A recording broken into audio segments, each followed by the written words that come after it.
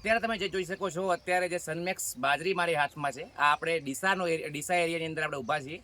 ડીસા એરિયાની અંદર તમે આ ફિલ્ડ આખું જોઈ શકો છો. સનમેક્સ બાજરીનો ફિલ્ડ છે. બગલમાંથી બાજુમાં જે બીજું એક ખેતર છે, એમાં અલગ અન્ય પ્રકારની બાજરી લગાવી છે. આ એનું એક ડુંડું છે, જ્યારે આ જે છે સનમેક્સના ડુંડા છે. તમે બંનેમાં ફરક જોઈ શકો છો. જે લંબાઈની વાત કરીએ તો આ લંબાઈમાં પણ આ સૌથી સારામાં સારું ડુંડું હું શોધીને લાવ્યો છું બીજા ફિલ્ડમાંથી. તમે લંબાઈ પણ જોઈ શકો છો અને જાડાઈ પણ જોઈ શકો છો. એની કોમ્પેક્ટનેસ પણ જોઈ શકો છો. આ બાજરીની સનમેક્સની અંદર સૌથી મોટી ખાસિયત છે એનું ડુંડું છે એકદમ લાંબુ રહે છે.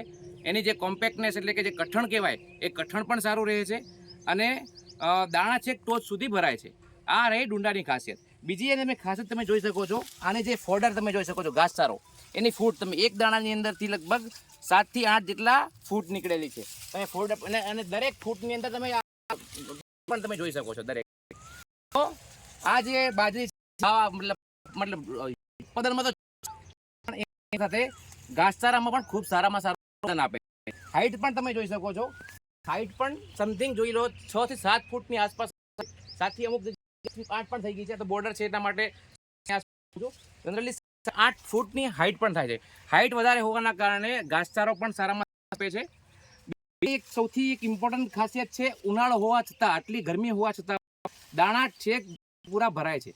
ગરમીની સામે એકદમ સહનશીલ જાત છે.